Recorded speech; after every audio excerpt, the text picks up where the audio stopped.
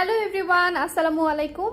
আজকে শুক্রবার, তাই স্পেশাল ভ্লগ আপলোড হবে, কারণ শুক্রবারে অবভিয়াসলি প্রত্যেকের বাসায় স্পেশাল ইফতার তৈরি করা হবে, যেহেতু ছুটির দিন সবাই বাসায় থাকে।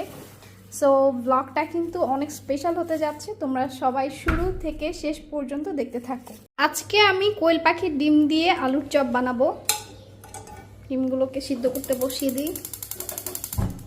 অ্যান্ড ফাইনালি আমার নতুন প্রেশার কুকারটা ইউজ হতে যাচ্ছে। এখানে আমি মাংসটাকে কষিয়ে নিব, আর এই পাতিলটাতেই আমি হালিম রান্না করব। এই প্যানটাও আমার ইউজ হয় না, অনেক দিন ধরেই কিনে রাখতে রাখতে পুরান হয়ে গেছে।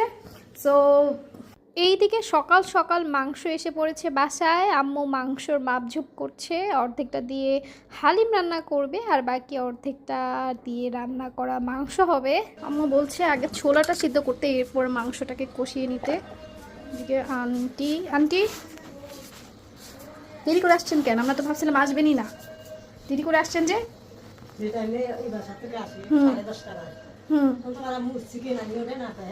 কোনো বাসায় যায় কাজ করে আসছেন আগে? আপনার পেঁয়াজ কাটা অনেক সুন্দর হয় আন্টি।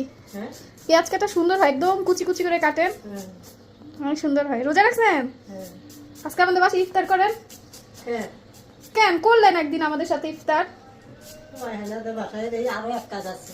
আরো এক কাজ আছে? তাহলে আজকে আমরাই আপনার বাসায় চলে যাবো।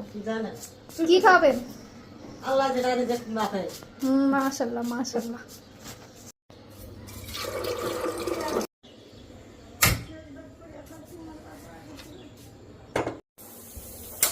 আমরা আজকে রান্না করব শাহি হালিম মিক্স। যেভাবে লেখা আছে একদমই ওভাবে রান্না করব না, আমাদের মতো আমাদের স্টাইলেই রান্না করব। এখানে হেন তেন অনেক কিছু লেখা আছে, সব বাদ দিলাম।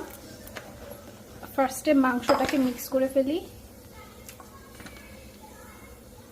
প্রেসার কুকারে এখনো শব্দ করছে। এটা হচ্ছে আম্মুর ডালের বাটি, এটাকে আমি মিক্সিং বল বানিয়েছি। এনিওয়ে এখানে সব মশলাগুলোকে একটু একটু দিয়ে দিই। রসুন বাটা, আদা বাটা, আন্টি এক বাটি পেঁয়াজ কেটে দিয়েছে, কিছু পেঁয়াজ অ্যাড করি, পরে তো বেরেস্তাতে দিবই।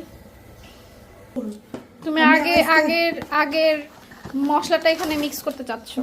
দাও দাও। নিজের হাতে হালিম বানাইতে চাও? আম্মু আর কিনে খেতে চায় না, আম্মু নিজের হাতে মশলা বানিয়ে না ডালটা বানায় হালিম রান্না করতে চায়। আচ্ছা, ওটা আরেকদিন। মাখানোটা দেখতে কত স্যাটিসফাইং। হ্যাঁ, কি দিলা? ধনিয়ার গুঁড়া। এখন